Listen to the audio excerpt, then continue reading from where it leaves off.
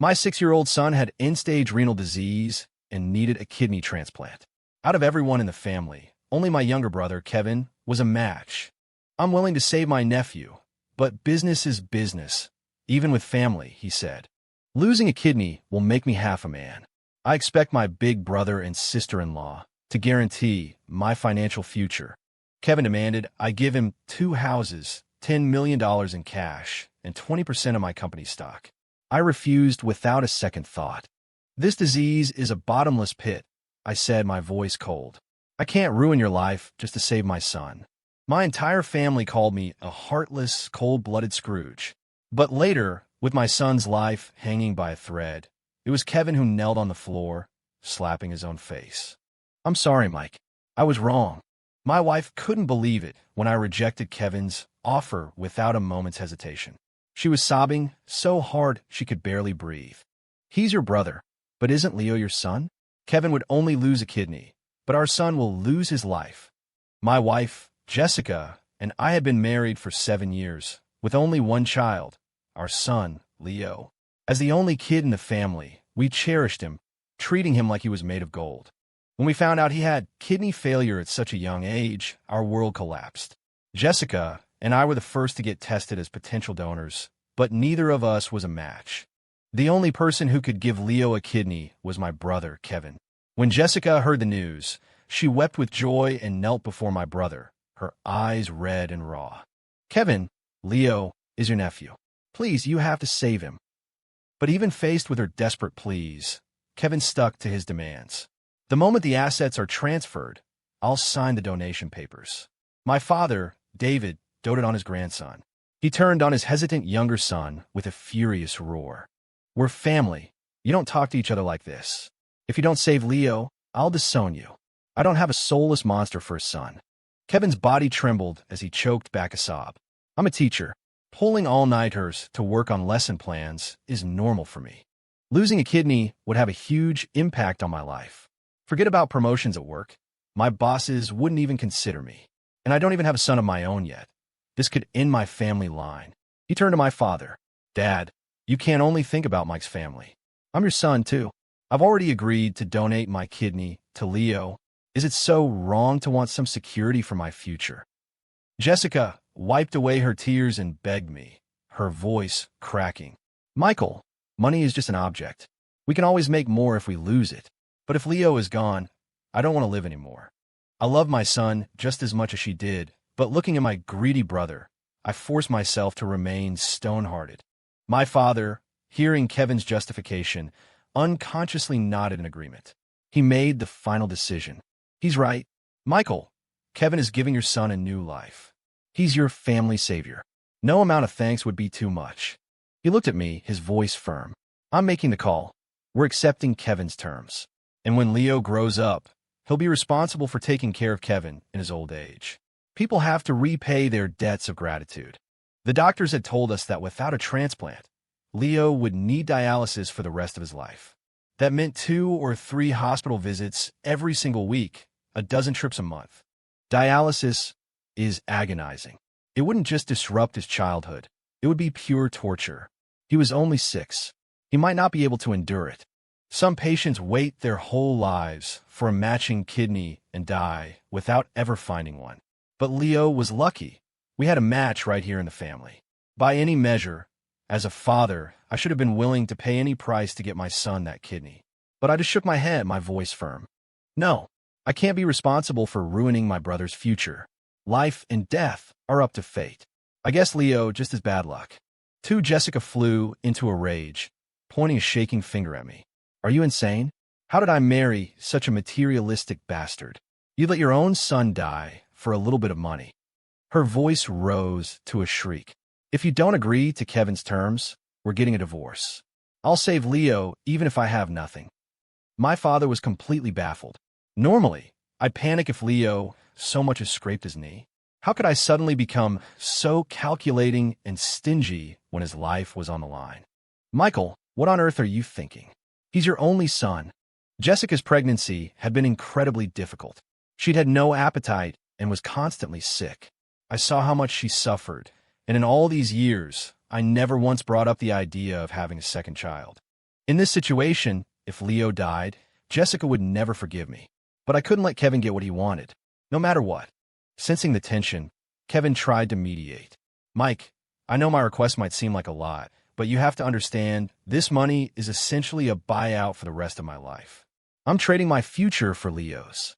His words were sincere, every sentence logical. But I remained unmoved. My reply was ice. A transplant isn't a magic cure.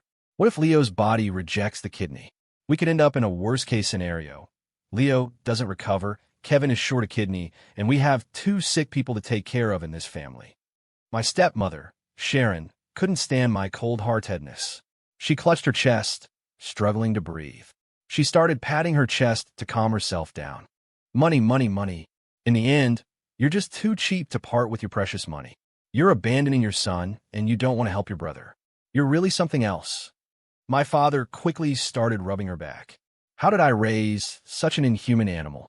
It was Leo's bad luck for 100 lifetimes to get a father like you. Jessica was still lost. You've always loved Leo so much. Why?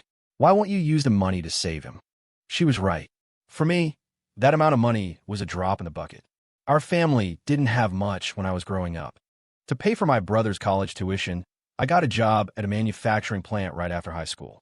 I never got a degree, but I saw an opportunity early on and used my savings to start my own business. I had a sharp eye, and in just a few short years, the business grew bigger and bigger. Now I was a man with considerable assets. Out in the world, people called me Mr. Thompson. To save my only son, no amount of money should have been too much. I looked through the glass window of the hospital room at my son's pale, weak face and forced myself to say the words, fighting back the pain. It's better to rip the Band-Aid off. Instead of letting him suffer through endless dialysis and surgeries, it would be kinder to let him live out the rest of his days as happily as he can. My wife went berserk. She lunged at me, hitting me with her fists. What are you saying? Leo can live. How dare you sentence him to death? Jessica's long, manicured nails scraped several bloody lines across my neck. I pushed her away and yelled, "This is your fault, too. You spoiled him rotten, letting him have soda, fried chicken, and bubble tea every single day. He has kidney failure, and you bear some of the responsibility for that." Wah! So it's my fault for staying home and taking care of our child with all my heart. Jessica stared at me, her face a mask of disbelief and despair. A few family members of other patients passing by heard my accusation and looked at me as if they'd swallowed a fly. Oh my God, this guy is disgusting. I guess the kid isn't his. As soon as there's a problem, it's the mother's fault. Typical deadbeat dad. He never lifts a finger to help with the kid, so he has no idea how hard it is for the mom. Our shouting attracted a nurse on duty. "Please keep it down. This is a hospital." She turned to me. "Are you the family for Leo Thompson? Please go to the front desk to settle the bill."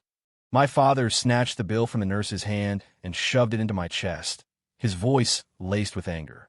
"Stop shouting. You're embarrassing us. Go. Pay the bill first." I didn't take it. I let the stack of papers scatter on the floor. "I don't have any money." My wife's anger boiled over. She slapped me hard across the face. "You're insane." Seeing me like this, Jessica's last line of defense crumbled. She squatted on the floor and began to wail. "My poor Leo. Your father is an animal. He has the money, but he won't save you." Jessica pointed at me, screaming through her tears. "A divorce. You won't save him, but I will." Her accusations drew the attention of other families and patients in the hallway. People started poking their heads out to watch us. After learning what was going on, the onlookers stared at me with contempt. Unbelievable. He'd rather have money than his own son. I heard he's just going to let him die. So, he's just letting his kid die? What a scumbag. I bet he's got a mistress and another kid on the side somewhere. Why else would he not care if his son lives or dies? The nurse looked at me with disgust. "The child's condition is very serious. Even if you don't go through with the transplant, he still needs dialysis. Without it, he will die." She insisted, "You need to pay the fees now so the doctors can schedule the next steps of his treatment." I shoved my hands in my pockets, sat down on a bench in the hallway, crossed my legs, and didn't move. My parents frowned. They helped Jessica to her feet and comforted her. "We're not dead yet. He doesn't get to make the decisions for this family. Come on, let's go pay for Leo's hospital stay." Jessica had cried herself weak and was half carried to the payment counter. She pulled out the supplementary credit card I gave her, only to be told it had been frozen. The clerk looked at her sympathetically. "Ma'am, would you like to try a different card?" Jessica tried several cards, one after another, but none of them worked. Seeing that none of the cards were going through, my stepmother asked her impatiently, "Why are these all supplementary credit cards? My son gives you tens of thousands of dollars a month for household expenses.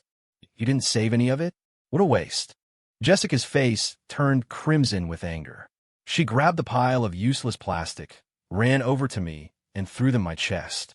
"Half of the money in this family is mine. On what grounds did you freeze my cards?" My father chimed in from the side. "Michael, this is wrong. You might be inhuman, but you can't stop your wife from saving my grandson."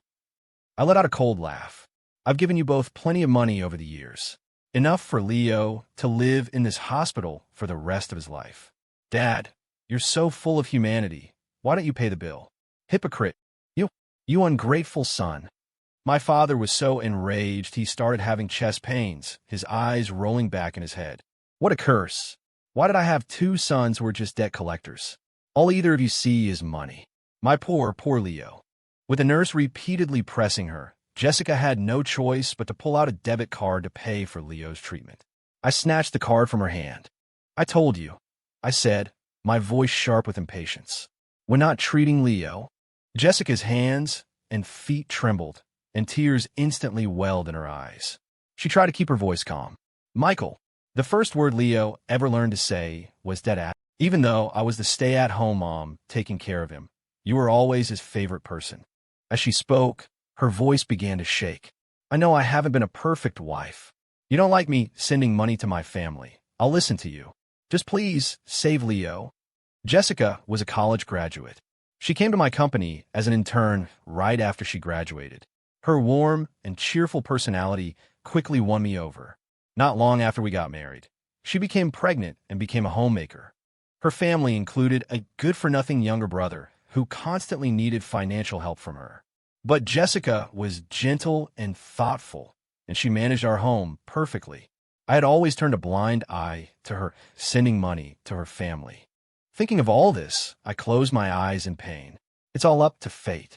This is Leo's destiny. We can't force it. Kevin never expected me to be so stubborn, so completely iron-willed. He started trying to drive a wedge between me and my wife. Jessica stopped begging him. If Leo's gone, he could just find some other woman and have a new, healthy kid. "It's certainly a more cost-effective option than saving Leo," he added, his voice dripping with false pity. "It's just a shame for my poor nephew. Only 6 years old, and he's going to be tormented by this illness until he's barely human." Jessica knelt at my feet, her face streaked with tears as she pleaded in utter desperation. "Michael, give me the money to save Leo. I don't care how many women you want to keep on the side in the future. I'll never say a word. But Leo is my entire life. I can't lose him." A guy with sleeve tattoos who was watching from the sidelines couldn't take it anymore. He and another bystander started cursing me out. "This son of a bitch has no shame. He doesn't care about his wife or kid, just wants to fool around. Yeah, and that's his wife's card. Well, why do you have to take it? If you don't give it back, we're calling the cops." This is reckless endangerment. A few hot-blooded young men surrounded me, looking like they were ready to beat me with the bags they were carrying. Jessica seized the opportunity, lunging forward and snatching the debit card from my hand. I moved to get it back, but the angry crowd blocked my path, pushing and shoving me, shouting about justice. "Ma'am, go pay the bill. Don't worry. We won't let this scumbag get near you. You animal. You messed with the wrong people today. You won't even save your own son. I hope you die alone with no one to bury you." Jessica bowed her head repeatedly in thanks, then rushed to the payment counter and deposited the entire contents of the card, a total of $50,000, into her son's medical account. It was her emergency fund, money she had saved up just in case. Seeing that it was done, I looked at my wife with a sense of bitter disappointment. "You fool. Leo isn't my son." Jessica's breathing became rapid and shallow. She looked at me, her eyes filled with guilt and panic. "What are you talking about? You're the one who's been fooling around with your secretary, and now you're trying to accuse me of cheating. Are you even human?" I pulled out 2 DNA test reports and looked at her with pure sarcasm. Leo is not my son, and he's not your son either. Jessica stared at the reports, her world spinning. She nearly fainted from the shock. How is that possible? I laughed coldly, a hint of schadenfreude in my voice. I know this is a lot to take in. After all, you always thought. I paused, my tone deliberate. After all, you always thought Leo was your own flesh and blood. This must be very hard to accept. Jessica didn't notice the venom in my words. She was frantic, her speech jumbled. Michael, then where is our baby? If you're saying Leo isn't our son, then where is the child I carried for 10 months? She grabbed my arm. How could it not be my son? I saw him come out of my body. Did you make a mistake? Jessica's body swayed, and she could barely stand. She shakily reached for a chair and sat down, grabbing the DNA reports and clutching her head. My baby. Where's my baby? The crowd of onlookers was stunned. Whoa, this is a plot twist on top of a plot twist. At first, I thought he was just a deadbeat dad. Then when he showed the DNA test, I thought it was a cheating scandal. But he said the kid isn't the woman's either. So what's the real story? Switched at birth. It's always switched at birth, just like in the movies. As the crowd buzzed with speculation, the men who had surrounded me backed away, laughing awkwardly. A misunderstanding. It was all a misunderstanding. Hey man, you should really explain things to your wife. It would be a shame to see your family fall apart over something like this. A few people in the crowd still thought I was in the wrong. Who knows if he's just making this up so he doesn't have to pay for the treatment. It's pretty convenient that he finds out the kid isn't his right after he gets diagnosed with kidney failure. No matter what, that's a human life. Saving a life is the best thing you can do. Letting someone die makes you an animal. An adopted son is still a son. It was fate that brought you together. My eyes were like daggers. My voice was low and menacing. All right then. The treatment costs are over $100,000 a year, plus a few $100,000 for the surgery. Why don't you pay for it, big shot? Saving a life is the best thing you can do, right? You wouldn't want to be an animal who lets someone die, would you? Are you crazy? It's none of my damn business. Exactly. It's none of your damn business. So get lost. Jessica's eyes were vacant. She threw herself at me, grabbing my arm and sobbing. What have you been hiding from me? Tell me, where's our child? I think Kevin can answer that question for you. I glare at my brother, who was hiding behind my father, looking guilty. Right, little brother? Kevin's face changed, and he avoided my gaze. Huh, Mike, what are you talking about? He turned to our parents. Mom, Dad, look at him. He'll say anything to get out of saving Leo. My father, who had just caught his breath, immediately jumped to the defense of his favorite son. Michael, even if Leo isn't your son, you've raised him for 6 years. Don't 6 years of love mean more than blood? He pleaded, the boy is still so young. Can't we just get him through the surgery first and talk about this later? Kevin put on a magnanimous air. Exactly. Even if Leo isn't my nephew, I still care about him. I'm still willing to donate my kidney to him. His voice was filled with pain and regret. Mike, fine. I don't want the company stock. Just give me the houses and the cash. My fists clenched so tightly my knuckles were white. I ground my teeth. I couldn't contain my rage any longer. Enough. The shamelessness of this family is unbelievable. You're still trying to scheme at a time like this. I sneered. I guess it makes sense. Even though Leo isn't my son, he's still your grandson, David. But whether Leo Thompson lives or dies has nothing to do with me anymore. I'm done with him. If you want to save him, you save him. You won't get a single penny from me. My father, David, was used to me doing whatever he said. His face turned shades of purple and red, and he almost choked, fumbling in his pocket for his nitroglycerin pills and swallowing one. When he saw that his secrets were out, he dropped all pretense and shot back, his face flushed. You ungrateful brat. Why are you so petty? Even if Leo isn't your son, his last name is still Thompson. You don't have a son anyway, so what's wrong with having Leo take care of you in your old age? He yelled, a man needs a son to carry on his name. Otherwise, you can't hold your head up high. Jessica was stunned, gasping out loud. Michael, are you saying Leo is Dad's illegitimate grandson? Her eyes darted around frantically. Then who are Leo's parents? And where is our child? I snorted, my eyes blazing with fire. I reached behind David and dragged Kevin out from where he was hiding. Kevin lost his balance and fell to the ground. I raised my foot and kicked him hard in the chest. He yelped in fear, covering his head with his arms. "Mike, are you crazy? I'm your brother." Hearing that just made me angrier. I grabbed the collar of his shirt and hauled him to his feet. "You animal. If you know I'm your big brother, then why would you do something so monstrous?" "Mike, I don't know anything. I'm innocent." I swung my arm and slapped him, once on the left, once on the right. Smack, smack, smack. In moments, Kevin's face was swollen and bruised, blood streaming from his nose. "You bastard. As your older brother, I think I've done right by you. I dropped out of high school and went to work so you could go to college. Is this how you repay me?" My father and stepmother always favored their younger son. They showered Kevin with love and affection, while I was given all the responsibility. As the older brother, they always told me to give in to Kevin, to protect him, to love him. Kevin could play around as much as he wanted, while I was doing chores from a young age, working the fields, chopping firewood. I grew up using Kevin's hand-me-downs. The year I was a junior in high school, David was laid off from his job, and our family's income vanished. He was too old and in poor health, and he couldn't find another job right away. So he told me to drop out and go to work. He called it getting a head start in the real world and helping the family through a tough time. Kevin and I were only a year apart, and my grades were at the top of my class. But David chose to sacrifice my future to let my less accomplished brother continue his education. Later, when my business took off and I became successful, my father and stepmother transformed into loving parents, always talking about how hard it was for them to raise two children. Even though I had resented their decision, the moment I felt their attention on me, I chose to forgive them.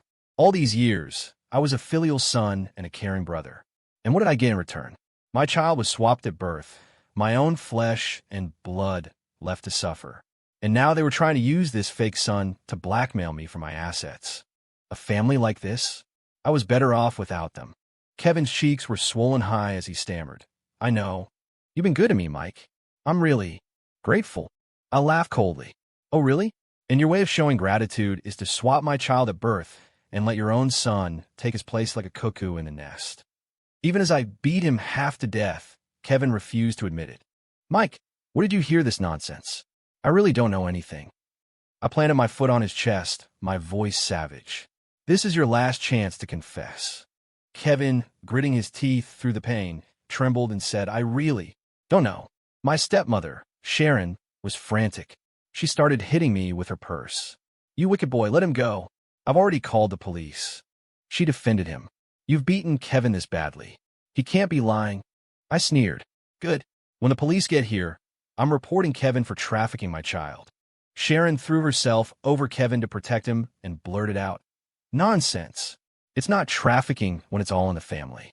If you dare say a word of this to the police, your father and I will disown you." I let out a short, sharp laugh. "Mom, do you think you're worthy of that title?" Looking at this hypocritical, scheming woman, this snake who was in the same nest as her son, I said with disgust, "You're nothing but the mistress who seduced David while my real mother was pregnant. After you two drove my mother to her death, you took her dowry to live your high life, while you abused her only child. Don't you have a conscience?" My father's jaw dropped. He stared at me, frozen. "How did you?" I smiled. "Heaven has eyes. It let me find out the truth. David, I could let it go that you mistreated me, but you mistreated my child too. I'm your son. Don't you feel even a little bit of guilt?" David felt no guilt at all. In fact, he seemed to think he had done the right thing for the greater good. "Your mother died. Am I not allowed to remarry and find a caring partner? A stepmother's care is more important than a birth mother's. Sharon may be your stepmother, but she treated you and Kevin equally. She raised you. You have to respect her. Yes, you raised me. That's all. The money I've given you over the years has more than repaid that debt. But what about what you owe me? What you owe my child? How do you plan to repay that?" David's face flushed a deep red. He craned his neck and shouted, "Even if Leo isn't your son, he's still your nephew. Isn't it better to raise your nephew to inherit the business than to raise some little girl?" Jessica couldn't believe what she was hearing. The truth was shattering her reality. She grabbed my arm, sobbing uncontrollably. "So, our baby was swapped by my brother-in-law, and your parents knew about it?" Jessica glared at them, her heart consumed by rage. What right did you have to take my baby? You're all monsters. I won't let you get away with this. David was defiant. This is men's business. What are you getting involved for? It's your own fault for giving birth to a girl. Michael has a huge business. It needs a boy to inherit it. Leo is a boy. You should be grateful he was willing to be your son. Hearing those words, the rage inside me finally exploded. My hands were clenched into fists, my shoulders trembling. Just because Jessica had given birth to a girl, David had turned a blind eye to the monstrous actions of Kevin and his mother. You could try telling that to the police. See if they let your precious younger son off the hook for that reason. David's lips moved, but no sound came out. He wanted to say something, but he knew any words would be useless. Or perhaps, at this point, nothing he could say would matter.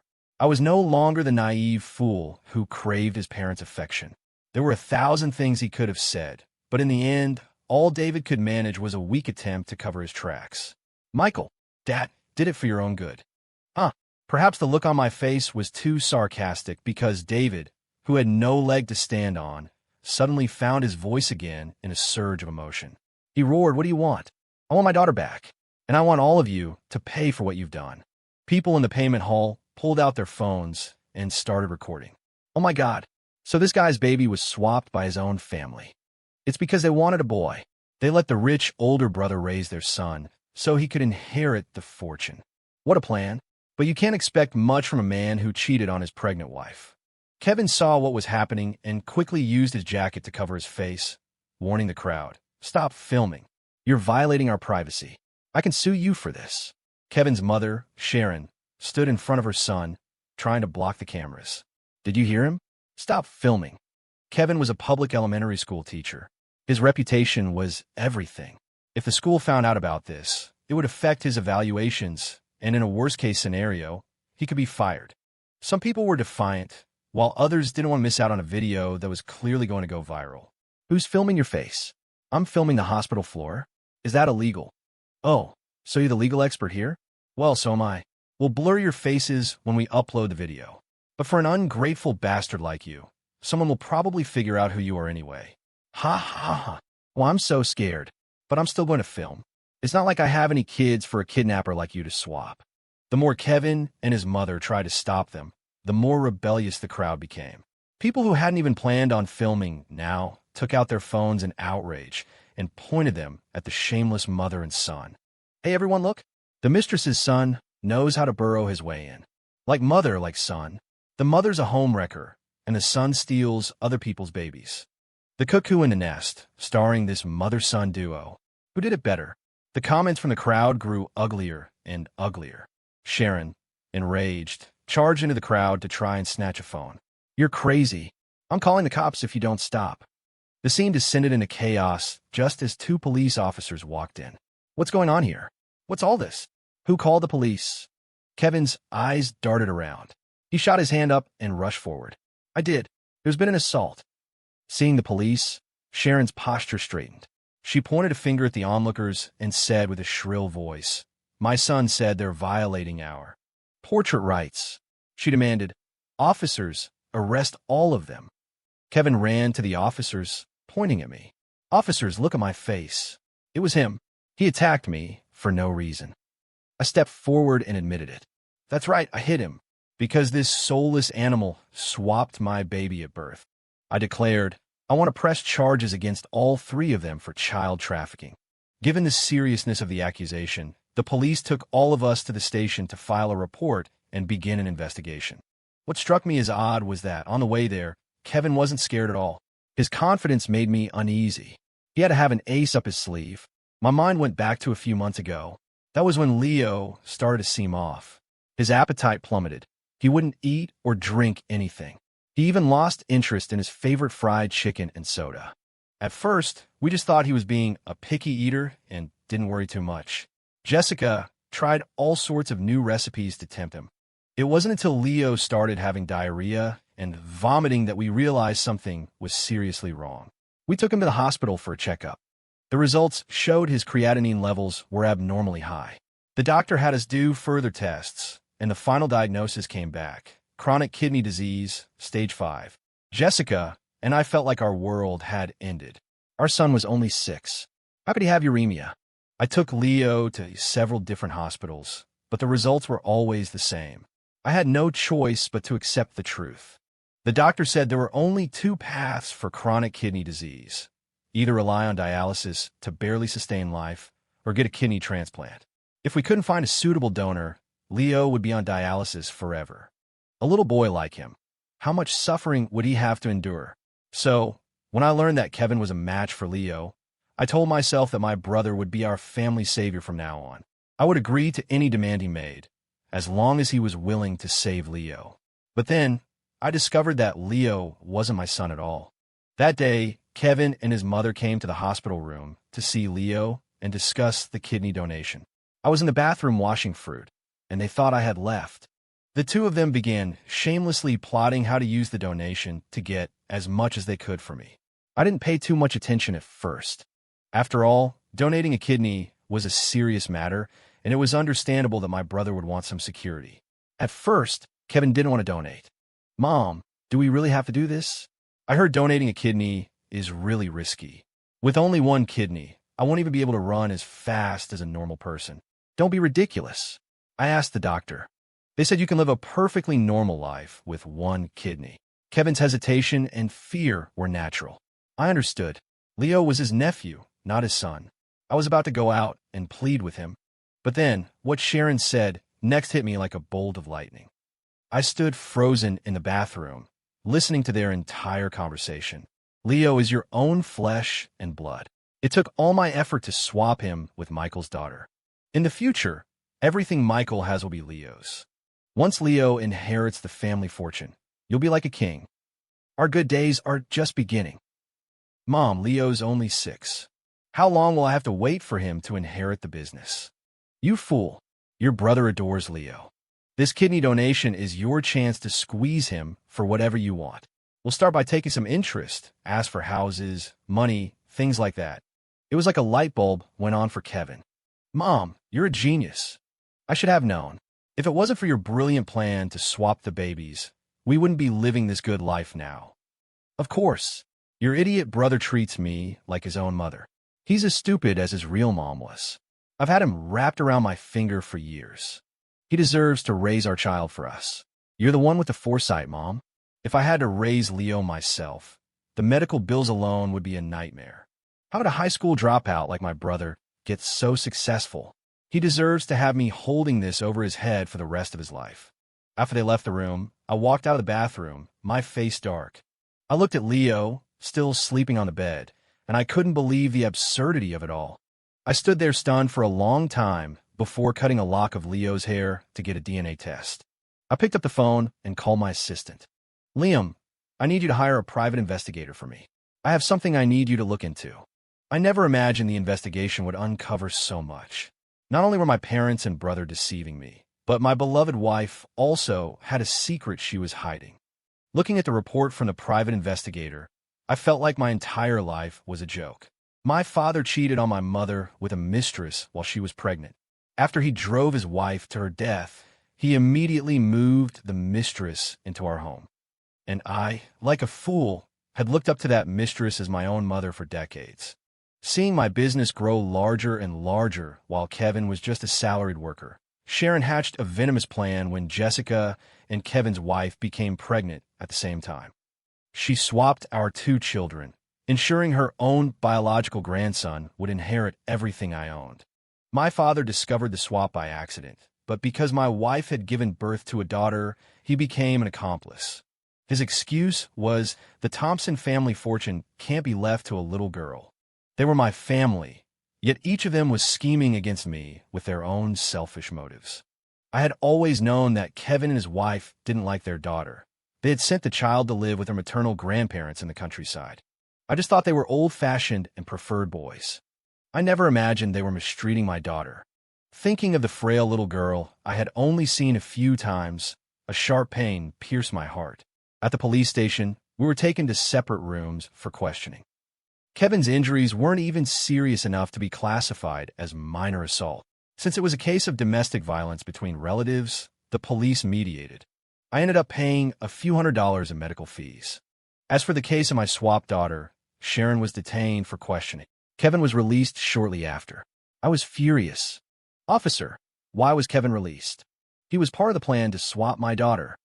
The perpetrator, Sharon, has confessed to everything regarding the child swapping. She claims she acted alone. All the evidence indicates that Mr. Kevin Thompson was not involved. Without any evidence of his involvement, we cannot legally detain him. Kevin shot me a triumphant smirk. I'm not an idiot, Mike. As a law-abiding citizen, why would I do something illegal? Seeing his smug, shameless expression, I want to tear him apart. Impossible. Kevin is an accomplice. There's no way he wasn't involved. And David knew and didn't report it. That's harboring a criminal. But no matter how much I protested, it was useless. The actual swap had been single-handedly orchestrated by Sharon. Kevin had just reaped the benefits. He was smart. He hadn't left a single trace of his involvement. Even with everything out in the open, as long as he insisted he knew nothing, no one could touch him. At that moment, the three of them, my father, my brother, and my stepmother, were united, throwing Sharon under the bus to protect themselves. David and Kevin were in the clear. Why? If Kevin didn't know, then why did he abuse my daughter? Well, Mike, that's obviously because I'm a misogynist who prefers boys. There's no law against that. Kevin strolled arrogantly out of the police station. I was so angry I lunged after him, wanting to beat him again, but the police held me back. Calm down. Assault is a crime. We've already sent officers to pick up Kevin Thompson's daughter.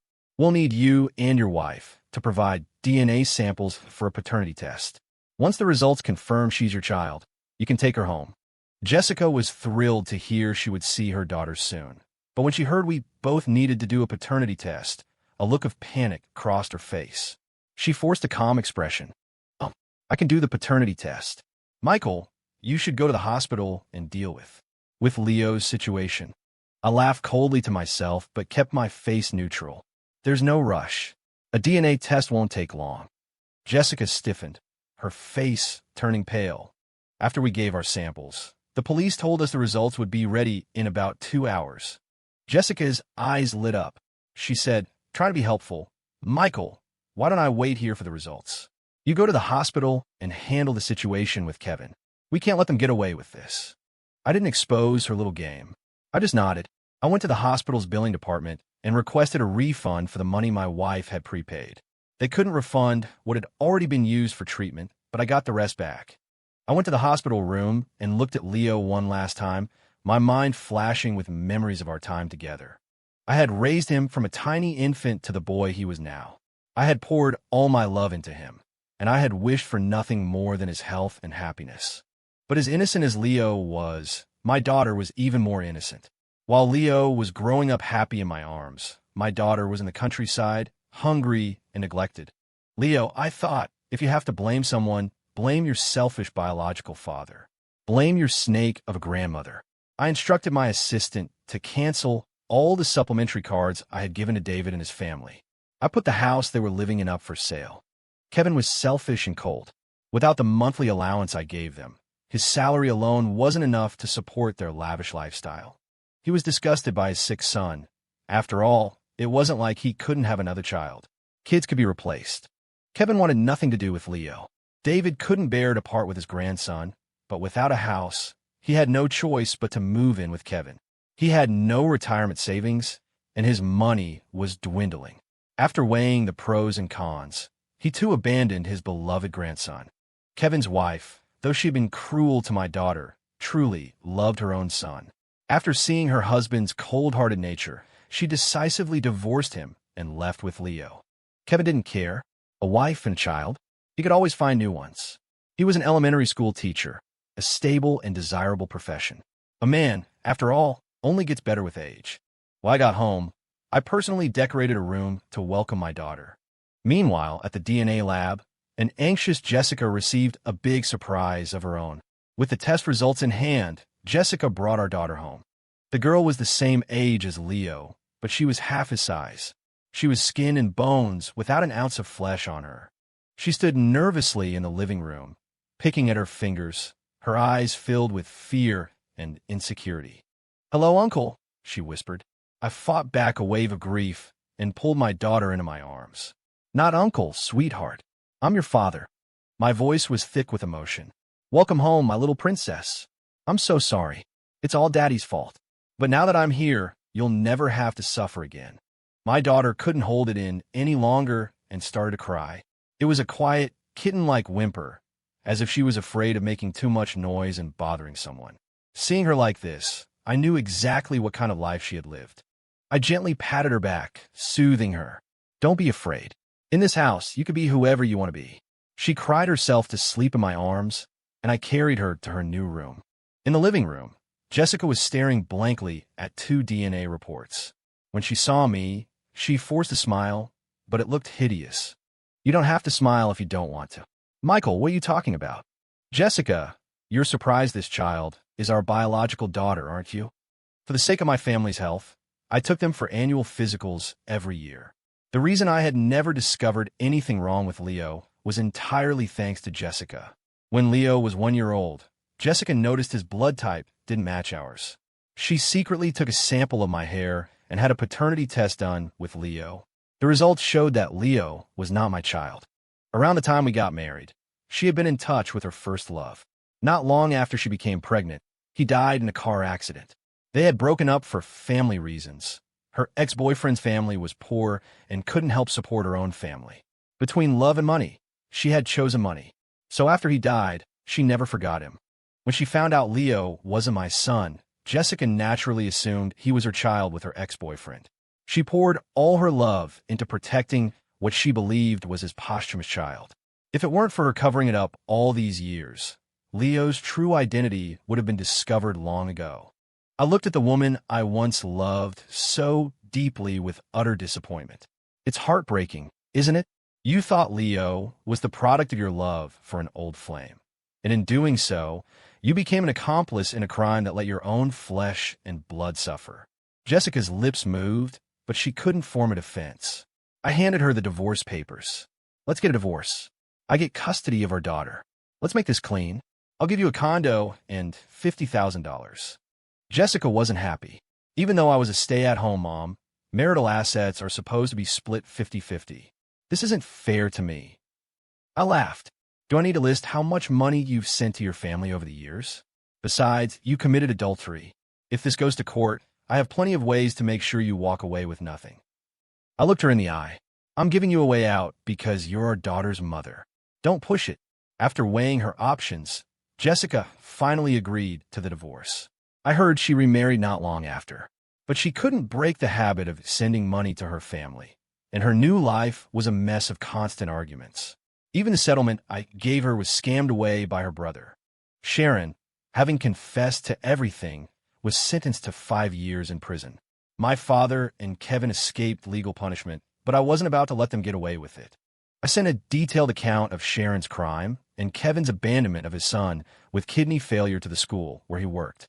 A teacher's character is paramount. After learning the truth, the school fired him. No matter what school Kevin applied to, I sent them a copy of the file. Unable to continue in the profession he was so proud of, Kevin was forced to take up the manual labor jobs he had always looked down on. After all his years of hard work to get a college degree, I had ground him into the dirt.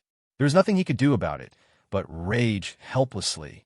Maybe it was karma, but 2 years later, Kevin also developed end-stage renal disease. He and David went bankrupt trying to pay for his treatment, and they suffered immensely. The two of them came to me, begging. Kevin knelt at my feet, slapping his own face as he pleaded for mercy. Mike, I'm so sorry. I was too greedy before. Please, save me. We can't go on like this. Michael, my father begged, save your own brother. Just give him some money. Find a donor for him, please. I didn't even glance at them. I had security throw them out. A man who wouldn't even save his own son expects me to save him? Pathetic. Donate a kidney? He could go to hell. He deserved it. I renamed my daughter Sophie Thompson. With me by her side, Sophie slowly began to heal from the shadows of her past. We understood each other, we supported each other, and our life together, just the two of us, was quiet and happy.